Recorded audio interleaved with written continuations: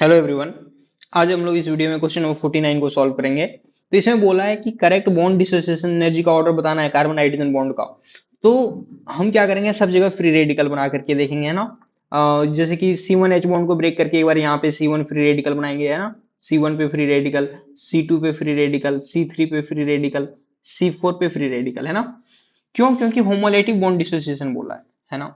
अब सब जगह फ्री रेडिकल बना लेंगे और हम देखेंगे जो फ्री रेडिकल ज्यादा स्टेबल होगा, जो फ्री रेडिकल ज्यादा स्टेबल होगा उसका बॉन्ड डिसोसिएशन एनर्जी कम होगा। तो सबसे अनस्टेबल कौन है? सेकंड वाला सबसे अनस्टेबल है, इसका बॉन्ड डिसोसिएशन एनर्जी सबसे ज्यादा होगा। तो C1H का बॉन्ड डिसोसिएशन एनर्जी सबसे ज्यादा है, तो ये दोनों में से कोई एक होगा।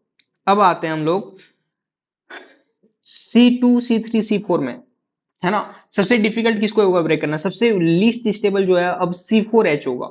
तो C4H सेकंड वाले पे आ जाएगा। फिर दोनों में C2 C3 में ज्यादा स्टेबल कौन है? C2 फ्री रेडिकल ज्यादा स्टेबल होगा क्योंकि एलाइलिक फ्री रेडिकल बनेगा, इसीलिए इसका बॉन्ड डिसोसिएशन एनर्जी सबसे कम होगा। और इसका करेक्ट ऑप्शन कौन सा हो जाएगा? डी। अब अगला बोला है compare carbon nitrogen bond length in the following species. Carbon nitrogen का बॉन्ड लेंथ, सब जगह कार्बन नाइट्रोजन सिंगल बॉन्ड है, देखें हम यहाँ पे ये रेजोनेंस करेगा, है ना। और इसमें कहाँ तक रेजोनेंस होगा? ये रेजोनेंस करेगा तो इस ऑक्सीजन पे नेगेटिव आएगा, ये रेजोनेंस करेगा तो इस कार्बन पे नेगेटिव आएगा, और यहाँ पे एक बार ही रेजोनेंस होगा, है ना।